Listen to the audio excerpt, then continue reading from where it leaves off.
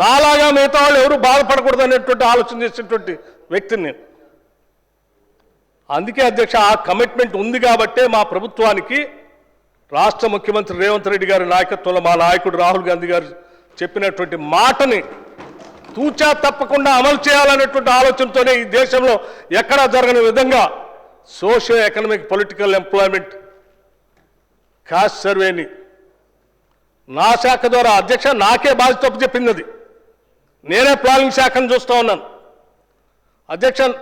నభూతో నా భవిష్యత్ కేవలం అతి కొద్ది రోజుల్లో 1,00,000 మంది పైబడి ఉన్నటువంటి అధికారులతో సర్వే చేపించి ఈ రాష్ట్ర ప్రజల జీవన స్థితిగతులు ఎట్లా ఉన్నాయి, వాళ్ళు ఏ రకంగా బాగు చేయాలి, ఏ రకంగా మనం ప్రణాళికలు తయారు చేసుకున్నప్పుడు ఆర్థిక వనరుల్ని వెనకబడి ఉన్నటువంటి వర్గాల కోసం ఏ రకంగా పంచాలి, భవిష్యత్తు ప్రణాళికలు ఎట్లా ఉండాలనేటువంటి ఆలోచనతో చేసి తొందరలో పూర్తి చేయగలిగామనంటే అది కేవలం ఆ కమిట్మెంటు ఈ ప్రభుత్వానికి, ఈ పార్టీకి, మాకు అందరికీ ఉంది కాబట్టే ఇవాళ చేయగలిగాం అధ్యక్ష. దేశం మొత్తం ఇవాళ తెలంగాణకి వెళ్ళి చూస్తాం. ఈరోజు 56% బలహీన వర్గాలను కానీ, లేకపోతే ఎస్సీ ఎస్టీలకు సంబంధించినటువంటి విషయం కానీ, మైనార్టీలకు సంబంధించిన సమాచారం కానీ, లేకపోతే వాళ్ళ ఆర్థిక పరిస్థితులు కానీ, వాళ్ళ ఉద్యోగ పరిస్థితులు కానీ, లేకపోతే రకరకాలైనటువంటి మిగతా ఆర్థిక పరమైన వనరులు కానీ ఎవరెవరికి ఎంత అందుబాటులో ఉన్నాయనేటువంటి సమగ్రమైన సమాచారాన్ని తయారు చేయగలిగామనంటే దానికి ఒక ఉన్నతమైనటువంటి ఆలోచన భావం ఉన్నది కాబట్టి మేము చేయగలిగాం అధ్యక్ష.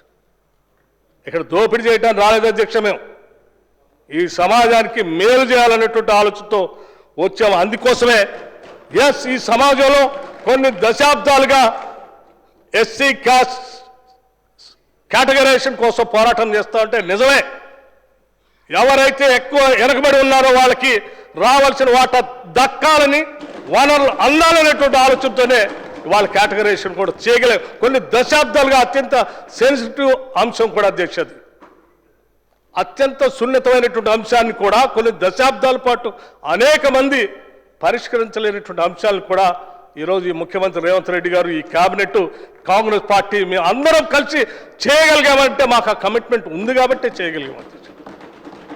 లేదా చేసేవాళ్ళం కాదు. మేము కూడా ఆషామాషిగా వచ్చి అడ్డగోలుగా ఏది పడితే అది మాట్లాడి వెళ్ళిపోయేవాళ్ళం అధ్యక్ష. కానీ అట్లా చేయదలుచుకోలేము మేము అధ్యక్ష. దీన్ని అర్థం చేసుకోకుండా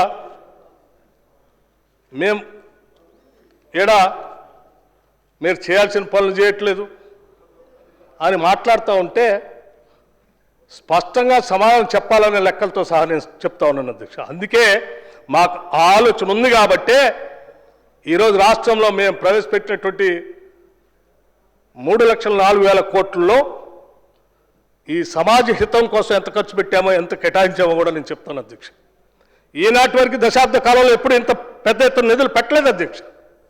ఫస్ట్ టైం పెట్టాము. ఎందుకంటే దాన్ని స్టడీ చేశాం కాబట్టి పెట్టాం. కాస్ట్ సర్వేని స్టడీ చేశాం కాబట్టి పెట్టాం. పెట్టిన దాన్ని తూచా తప్పకుండా అమలు చేస్తామని కూడా గంటాపదంగా చెప్తున్నాం అధ్యక్ష. ₹1 కూడా పొల్లుపోకుండా ఎవరి కోసం అయితే, ఏ టార్గెట్ గ్రూప్ కోసం అయితే కేటాయించామో సాధ్యమైనంత వరకు అతి తక్కువ పర్సెంటేజ్ 2-3% అటు ఇటుగా వాటిని తూచా తప్పకుండా అమలు చేసే బాధ్యతని నేను తీసుకుంటా అధ్యక్ష. మా ముఖ్యమంత్రి తీసుకుంటాడు, మా కేబినెట్ తీసుకుంటుంది, యావత్ మా ప్రభుత్వం తీసుకుంటుంది అధ్యక్ష. వదిలిపెట్టాం. మీలాగా 70,000 కోట్ల రూపాయలు వెల్ఫేర్ కోసం కేటాయించి ఖర్చు పెట్టకుండా 10 ఏళ్ళు గాలికి వదిలేసిపోయినట్టు చేయము అధ్యక్ష. చేస్తాం తప్పదు. ఉదాహరణకు అధ్యక్ష చూడండి, ఓల్డ్ స్కీమ్స్ ఈ సంవత్సరం రైతు భరోసా నుంచి ఇందిరమ్మ హౌస్ వరకు, చేయూత, గృహజ్యోతి, బోనస్, మహాలక్ష్మి వీటికి 34,665 కోట్లు ఖర్చు అయితే అధ్యక్ష, ఈ సంవత్సరం ఒక్కొక్క దానికి